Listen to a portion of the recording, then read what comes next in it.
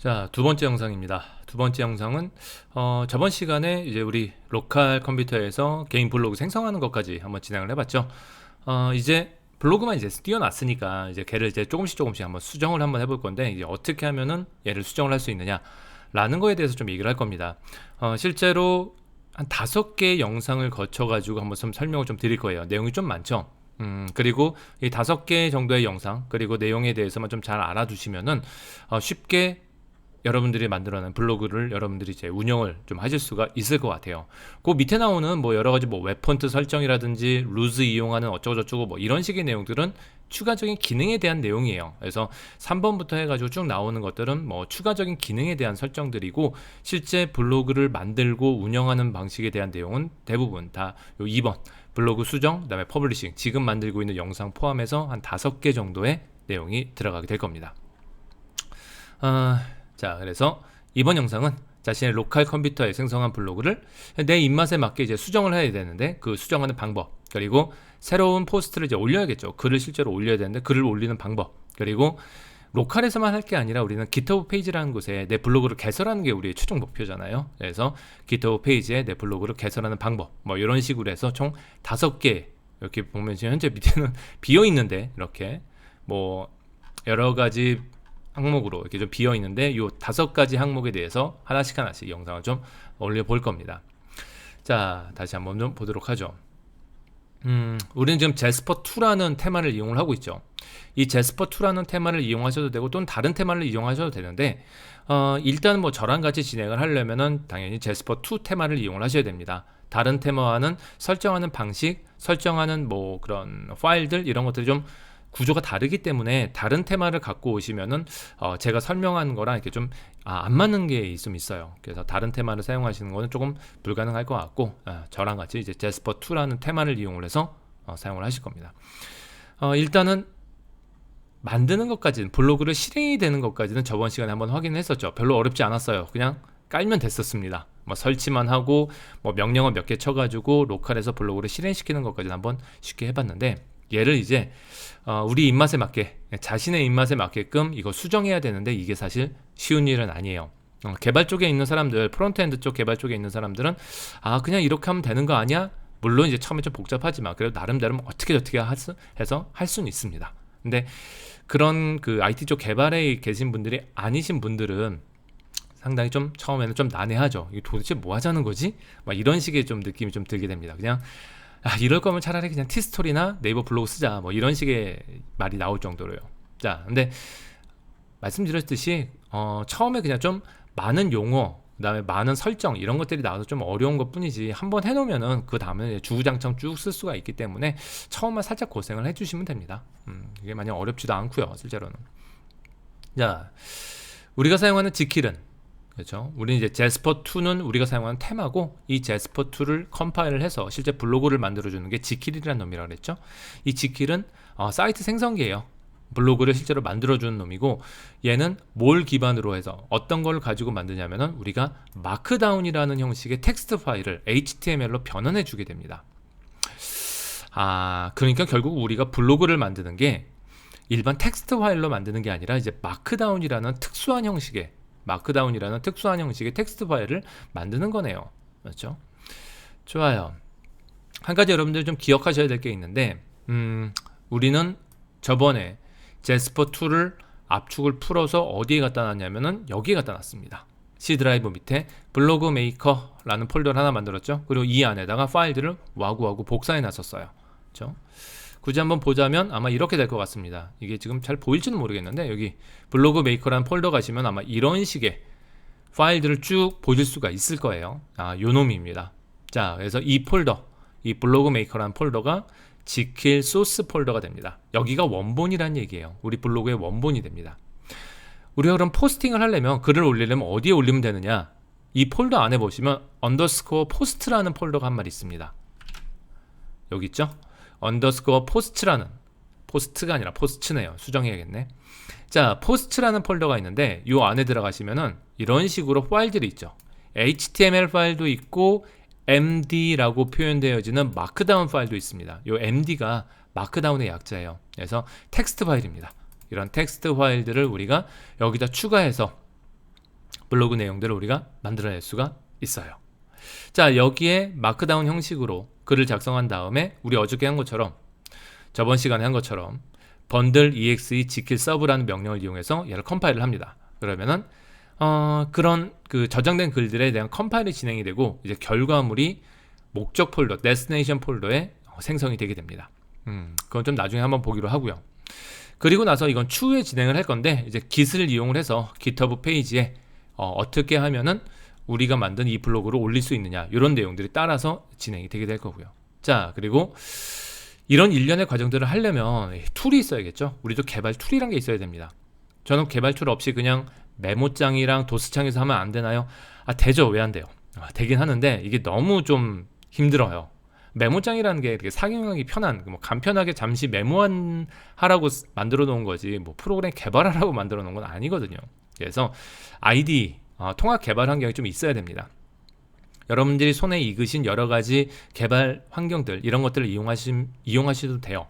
뭐 비주얼 스튜디오 코드나 아니면 웹스톰이나 이런 것들 이용하셔도 되는데, 만약에 이런 것들 써본 적이 없다, 그러면 저랑 같이 이제 웹스톰을 이용을 하시는 게 아마 편할 겁니다. 웹스톰은 말 그대로 개발 툴이에요. 뭐 사용하기 어렵지도 않습니다. 그냥 편하게 쉽게 사용할 수 있고요. 우리는 에디팅 목적으로 사용할 거기 때문에 별로 이렇게 어렵게 바라보지 않으셔도 될 것 같아요. 자, 그래서 일단 처음은 웹스톰부터 일단 설치를 하고 가야지 될 것 같습니다. 자, 웹스톰 설치를 하려면은 일단 브라우저 여시고 JetBrains, 그냥 웹스톰이라고 치죠. 구글 검색창에 웹스톰이라고 치면은 맨 위에 아마 이렇게 뜰 겁니다. JetBrains가 만든 스마트한 자바스크립트 IDE, 뭐 이런 식으로 해서 뭔가 좀 어려워 보이는 웹스톰이란 툴이 이렇게 링크가 돼 있을 텐데, 살포시 눌러서 들어가시면 되겠죠. 좋아요. 그럼 이렇게 됩니다. 밑에 보니까 30일 무료 평가판이라고 되어 있네요. 유료 툴입니다. 30일 무료로 사용할 수가 있고, 30일 지나면은 무료 평가 기간이 만료가 돼요.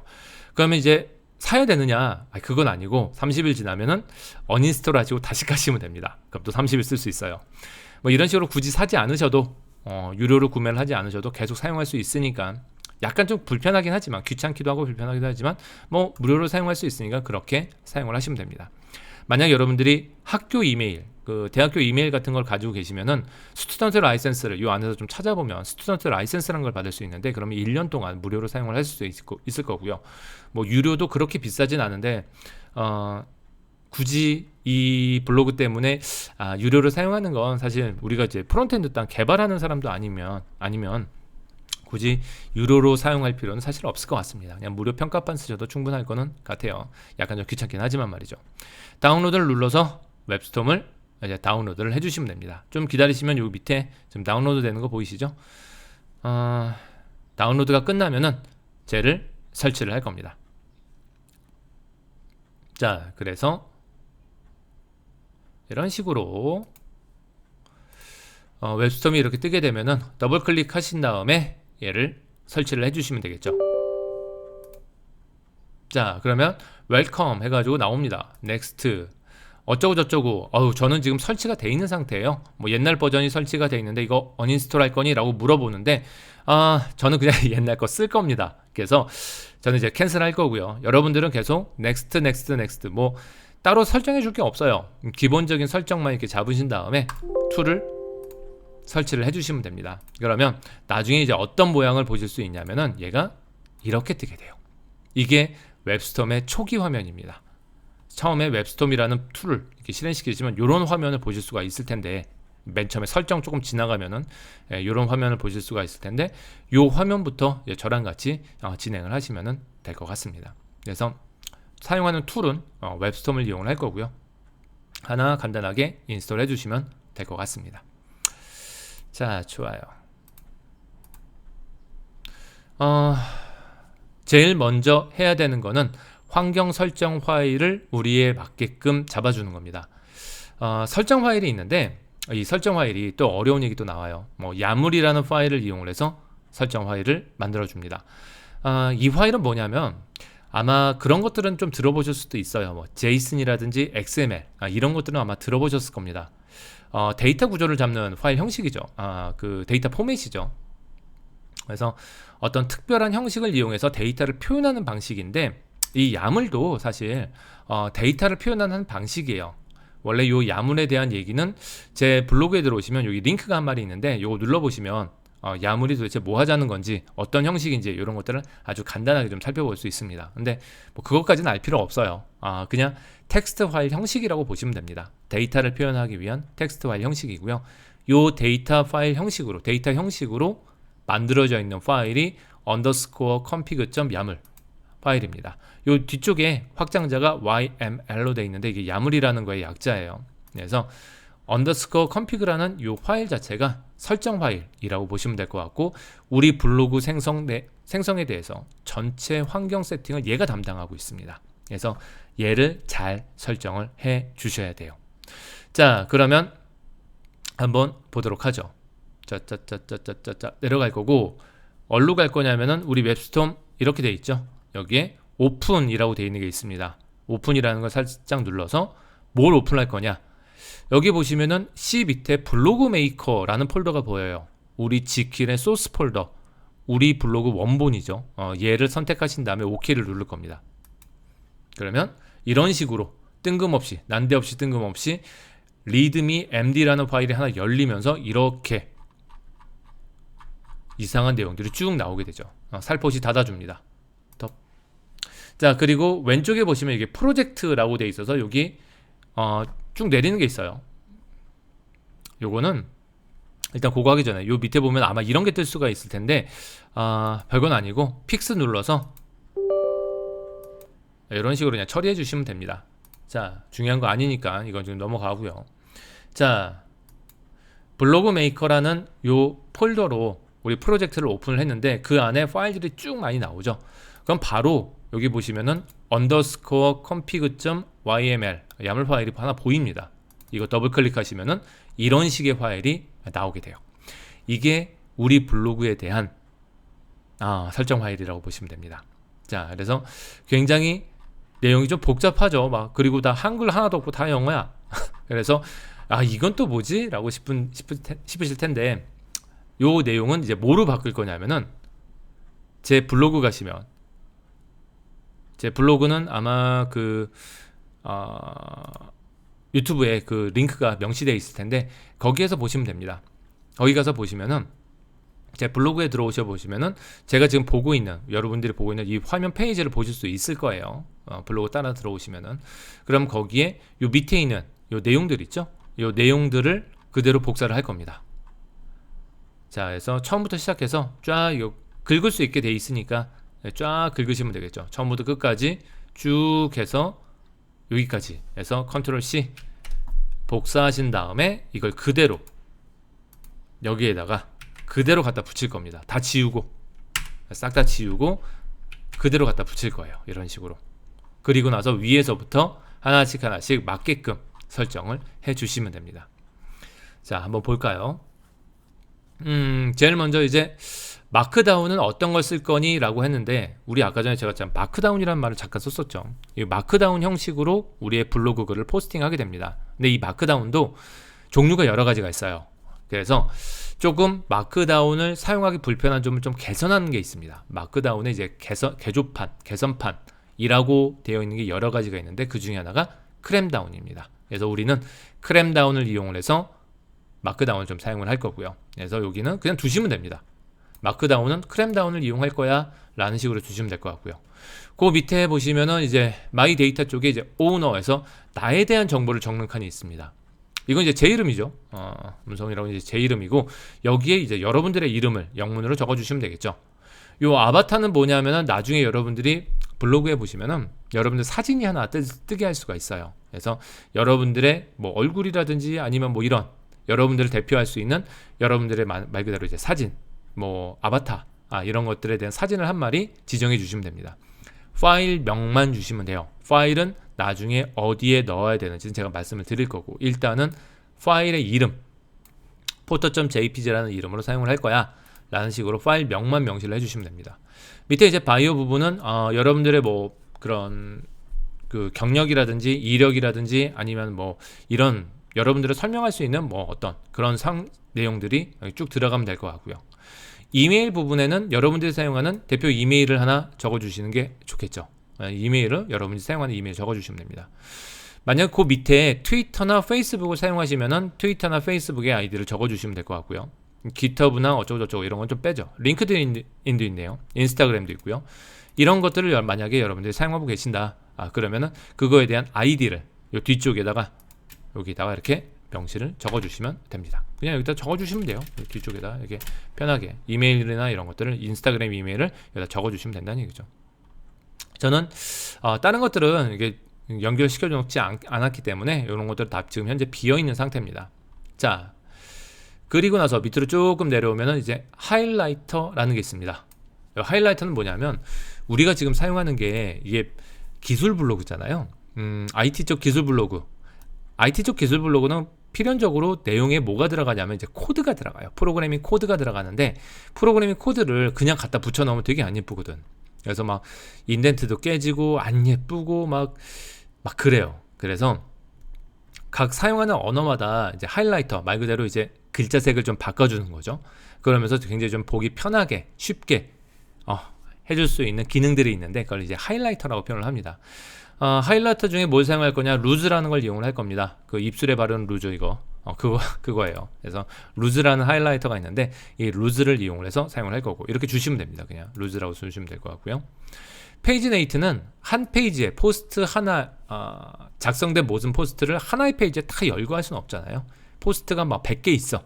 글이 한 100개 있어. 그러면 100개를 하나의 웹페이지 내에서 쫙 열게 해줄 수 없으니까 이렇게 잘라서 다음 페이지 이런 식으로 페이지네이션을 시켜야 되는데 한 페이지에 몇 개의 글을 보여줄 거냐 라는 겁니다. 그래서 한 페이지 한 20개 정도 그리면은 적당하지 않을까 해서 한 페이지당 포스트 20개 정도를 보여주겠어 라는 식으로 해서 저는 이제 20으로 적었고 이거 줄이면은 한 페이지당 보여지는 포스트 수가 좀 작아지게 될 거고요. 늘리면 더 많아지게 되겠죠. 적절한 사이즈로 잡으시면 될 것 같고 기본 초기는 저는 한 20으로 잡았습니다. 언어 설정인데 뭐 이거는 크게 상관은 없습니다. 왜 한국어 설정 안 하나요? 크게 상관은 없어요. 그래서 그냥 ENUK로 그냥 잡으시면 될 것 같고 자, 중요한 것 중에 하나가 이제 URL이라는 게 있습니다.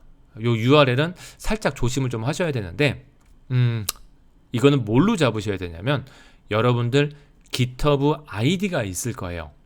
갑자기 좀 어려운 얘기가 나오는데 혹시 GitHub 안 써보신 분들은 여기 GitHub라고 가보시면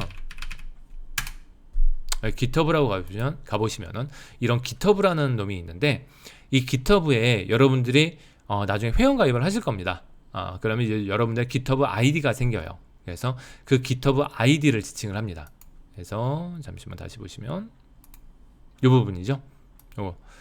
이게 제 GitHub 아이디예요. 그리고 뒤쪽은 고정입니다. github.io 이건 고정이에요.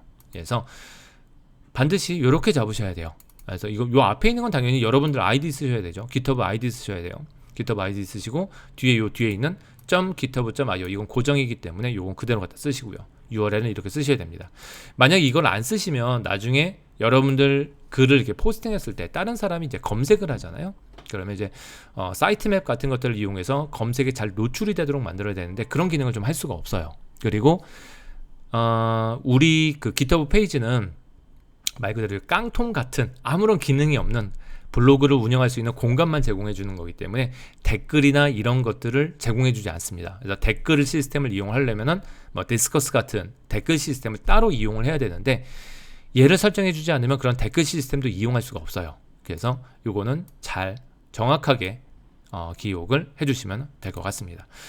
여러분은 그 GitHub 아이디 요거 작성을 해야 된다는 거 기억하시면 될 것 같고요. 그 다음에 베이스 URL 이건 그냥 슬래시로 두시면 됩니다. 별거 없으니까 요거는 이런 식으로 그냥 두시면 될 것 같고요. 타이틀은 여러분의 블로그 타이틀입니다. 저는 이제 기술 교육을 하는 사람이기 때문에 테크니컬 트레이닝이라는 이름으로 그냥 아무 생각 없이 타이틀을 잡았고요. 여러분들은 여러분들의 블로그를 대표할 수 있는 블로그 타이틀을 여기다 적어주시면 되겠죠.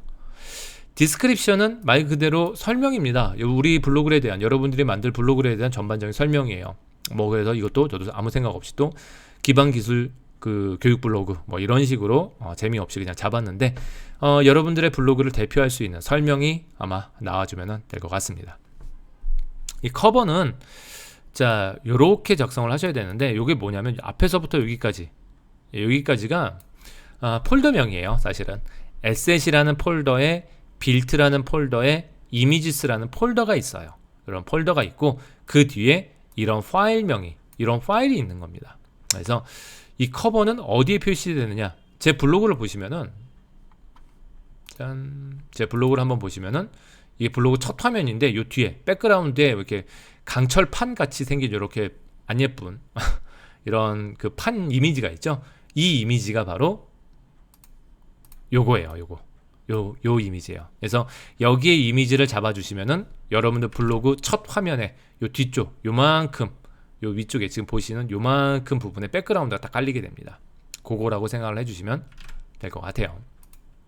그래서 요 폴더 안에 요 파일이 있어, 이거 가지고 커버 배경화면 씌워줘 라는 거고, 요 에셋 빌트 이미지는 요 옆에 보시면은 요 에셋이라는 폴더가 있고 빌트라는 폴더가 있고, 지금 이미지스라는 폴더는 없네요.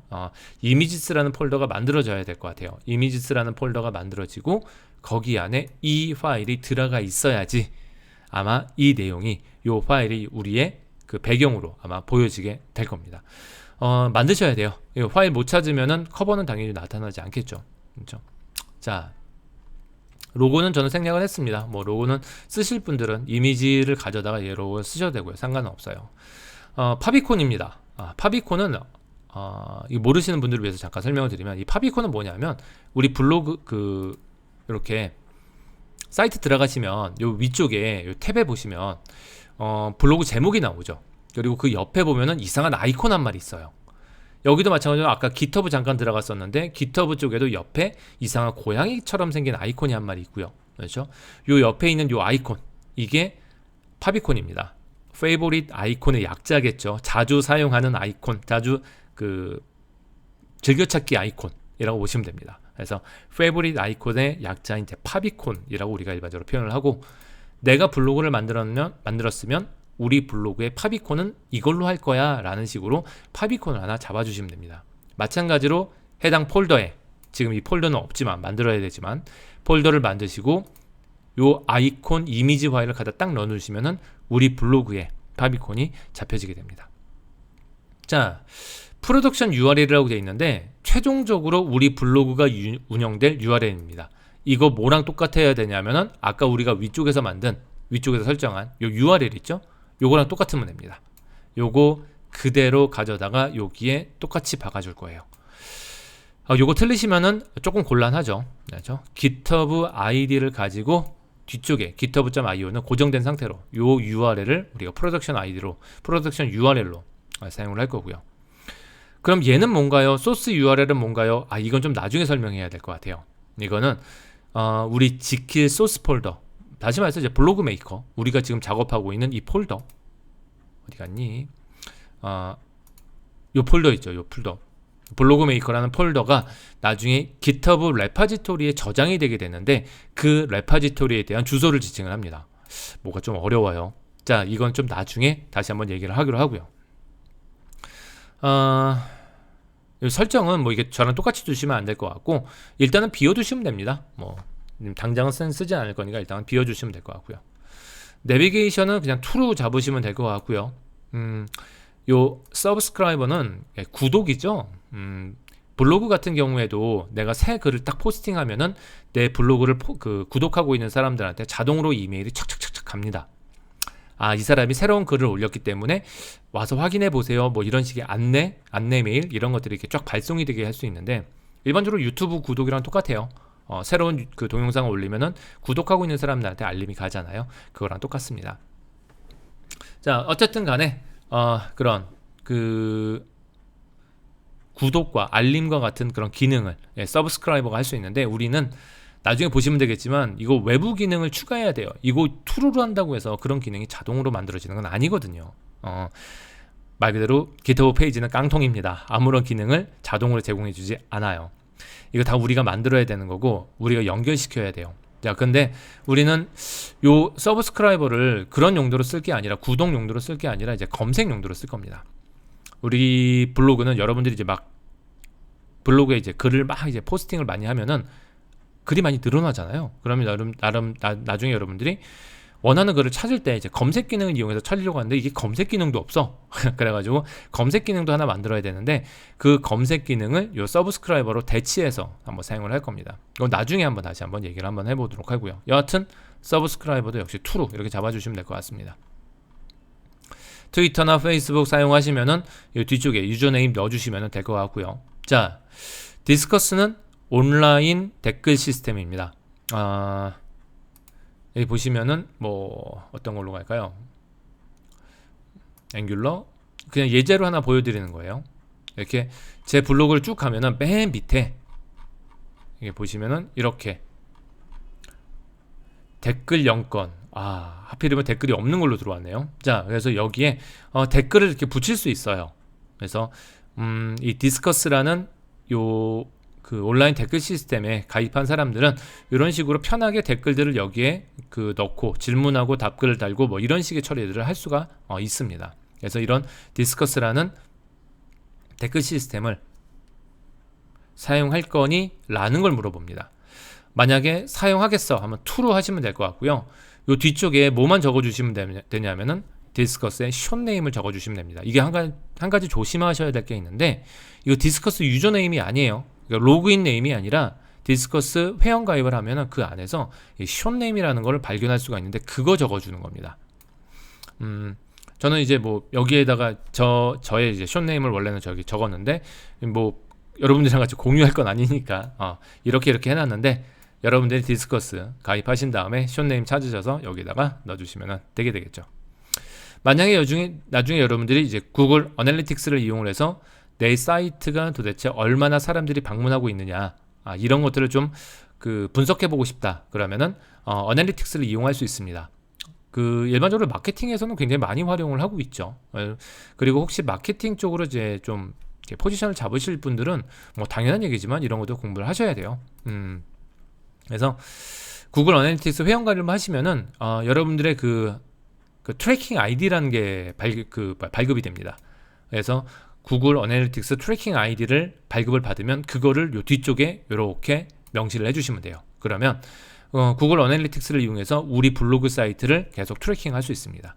도대체 어제 몇 명 들어왔고 오늘 몇 명 들어왔고 지난주에 비해서 얼마나 들어왔고 얼마나 사람들이 머물렀다 나가고 뭐 이런 식의 통계 자료들 구글 어널리틱스를 우리 블로그에 대해서 사용할 수 있게 되는 거죠. 굉장히 유용해요. 그리고 어널리틱스 공부할 겸 한번 해보시는 게 좋을 것 같습니다. 그래서 이런 것들 구글 어널리틱스 트래킹 아이디 여기다 넣어주시면 될 것 같고요. 이 퍼머넌트 링크는 그냥 이렇게 두시면 됩니다. 우리 그냥 타이틀로 글 제목으로 그냥 링크 만들겠어 뭐 이런 식으로 두시면 되는데 다르게 만들 수도 있는데 그냥 이렇게 가시죠. 자, 그리고 플러그인 부분에는 이렇게 적었습니다. 아직 설치 안 한 놈도 있고요. 설치가 돼 있는 놈도 있어요. 이것도 나중에 다시 한번 설명을 좀 드릴 거고 피드 부분도 feed.xml 이거 그냥 둘 겁니다. 트라비스 설정을 할 수 있는데 이거는 뭐냐면 자동화입니다. 이게 나중에는 처음에는 신기한데 하면서 이렇게 하다가 나중에는 야, 이거 하나 하는데 너무 번거로운 거 아니야? 좀 자동화해서 할 수 없어? 라는 식의 생각이 좀 듭니다. 그래서 배포와 빌드를 자동화해 줄 수가 있는데 트라비스라는 걸 이용해서 할 수가 있어요. 세이프나 LSI는 이제 폴스를 잡으시면 될 것 같고 요 유저네임 레파지토리 네임 이거는 나중에 다시 한번 얘기를 할 거예요. 유저네임은 이제 트라비스에 대한 그 GitHub의 유저네임을 적어주시면 됩니다.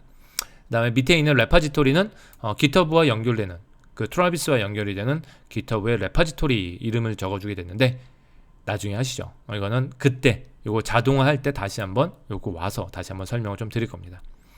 자, 브랜치는 마스터 그냥 잡으시면 될 것 같고요. 자, 요거는 그냥 비워두시면 됩니다. 릴레이티브 소스는 그냥 비워두시면 될 것 같고 중요한 것 중에 하나가 데스티네이션이죠.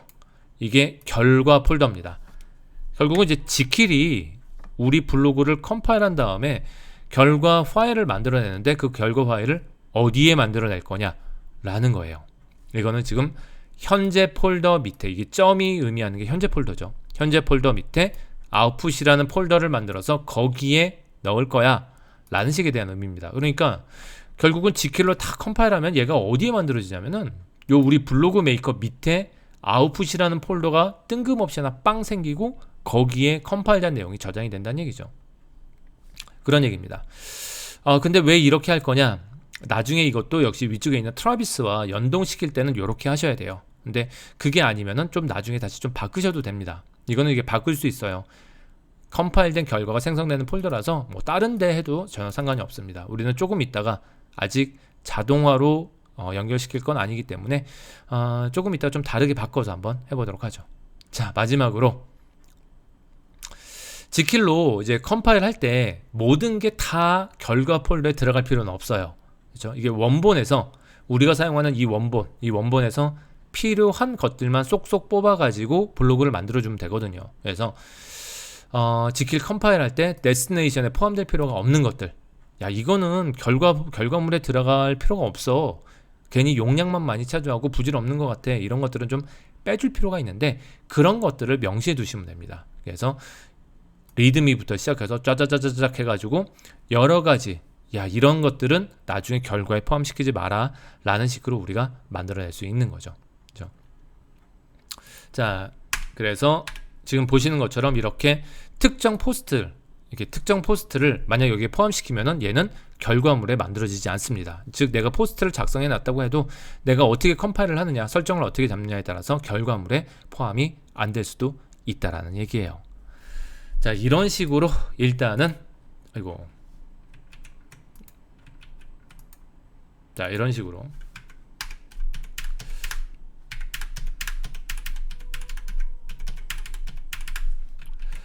식으로 설정 파일을 underscore config.yaml 파일, 요 파일에 대한 설정에 대한 간단한 설명을 좀 드렸습니다. 좀 빨리 설명드렸죠. 이게 줄줄 늘어지면은 너무 힘들어. 그래가지고 좀 빨리 설명을 드렸는데, 자 하나 좀 바꿔보고 몇 개만 좀 바꿔보고 정리하기로 하죠.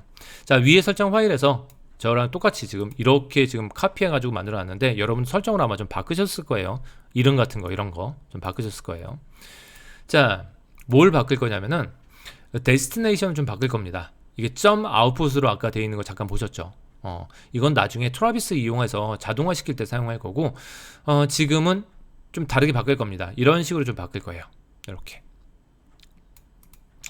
요 점점은 상위 폴더를 지칭하죠. 그리고 꼭 이렇게 대문자로 안 하셔도 되지만 우리는 지금 연습하는 거기 때문에 이렇게 한번 해볼 겁니다. 그래서 요 내용을 가져다가 그대로 쭉 내려서 아까 아웃풋이라는, 어디 갔니? 여기 있죠. 데스티네이션 아웃풋이라고 되어 있는 요 놈을 지우고 대신 이렇게 갖다 놓을 겁니다. 그러면 현재 폴더 한 단계 위에다가 GitHub 페이지라는 폴더를 만들어 줘. 그리고 그 안에 결과물을 저장해놔 라는 얘기가 되게 됩니다. 그렇죠? 자, 그런 식으로 해서 일단은 쟤를 바꿔주게 될 거고요. 그 다음에 요것도 미리 하나 해두죠. 어쨌든 우리는 나중에 최종 목적은 GitHub 페이지에 우리의 블로그를 웹상에 배포하는 거예요. 그래서 처음에는 디벨롭먼트 모드로 진행을 하지만 나중에는 이제 프로덕션 모드로 진행을 해야 됩니다. 말이 좀 어렵죠. 일단 이렇게 알아두시면 됩니다. 뭔가 하나 해야 돼요.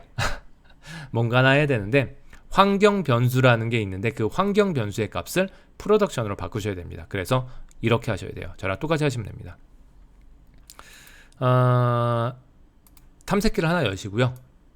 여기 보시면 이제 내 PC라는 게 있습니다. 그렇죠? 내 PC라는 게 있고 오른쪽 버튼 클릭하면은 맨 끝에 속성이라는 게 있어요. 그렇죠? 속성으로 잠깐 들어갑니다. 이렇게. 그렇죠? 속성으로 들어간 다음에 고급 시스템 정보라는 게 있어요. 고급 시스템 정보로 들어가시면 다시 이런 게 떠요. 그러면서 이제 고급 탭에 가시면은 밑에 환경 변수라는 게 보이실 겁니다. 여기에요. 꽤 복잡하게 들어왔는데 이거 누르시면은 여러 개의 환경 변수를 우리가 설정을 해줄 수가 있습니다. 자, 그러면 어디 보죠. 여기도 없네. 자, 그러면 이제 환경 변수를 뭐로 만들어야 되냐면 이걸로 만드셔야 됩니다. 환경 변수의 값은 이거예요. 그래서 지킬 언더바 env라는 환경 변수를 만드셔야 되기 때문에 이거 복사하셔가지고 여기 사용자 환경 변수 있죠? 여기에 새로 만들기 누르셔서 그대로 요 지킬 언더바 env라는 이름의 환경 변수를 만드시면 될 것 같고요. 변수 값은 뭐로 잡으시면 되냐면 여기 프로덕션이라고 되어 있는데 이 프로덕션으로 잡으시면 됩니다. 그래서 변수 값은 그냥 이렇게 프로덕션 이렇게 해서 확인을 한 마리 짠 눌러주시면 돼요. 그래서 지킬 언더바 env가 값이 프로덕션 이렇게 설정이 되어 있어야지 나중에 정상적으로 우리 블로그를 GitHub 페이지에 서비스할 수 있게 됩니다. 이거 안 되면은 URL이 제대로 생성이 되지 않아 가지고 서비스가 안 돼요. 그래서 꼭 이거 하나 넣어 주시고요. 확인하면 됩니다. 맞죠? 자, 그래서 방금 제가 설명드린 것처럼 요 방금 한 작업을 하지 않으면은 정상적으로 URL이 생성되지 않고 로컬호스트로 생성이 되기 때문에 나중에 서비스를 제대로 할 수가 없다라는 거 기억하시면 됩니다. 자, 일단 이렇게 해서 첫 번째 좀 되게 복잡했죠. 첫 번째 환경 설정 파일 underscore config.yaml 파일에 대한 수정을 정리를 좀 해볼 겁니다. 여러분들의 그 맞춰서 해당 환경 설정 파일만 좀 잘 설정을 잡아주시면 될 것 같아요. 아직은 실행하지 않을 겁니다. 밑에서 뭐 메뉴도 만들어야 되고 뭐 글도 올리고 그 다음에 이제 실행을 해야 되기 때문에 일단 환경 설정에 대한 내용은 한 요 정도까지 해서 정리를 한번 해보고 그 다음 쭉쭉쭉쭉 내려가서 이제 뭐 author라든지 아니면 title이라든지 이런 내용들도 차차 좀 진행을 해나가면서 블로그를 한번 완성을 시켜 나가보도록 하죠. 일단 여기까지 두 번째 영상은 여기까지 진행을 할 거고요. 조금 뒤에 이제 그 다음 설정에 대한 부분도 같이 진행을 해보도록 하죠. 수고하셨습니다.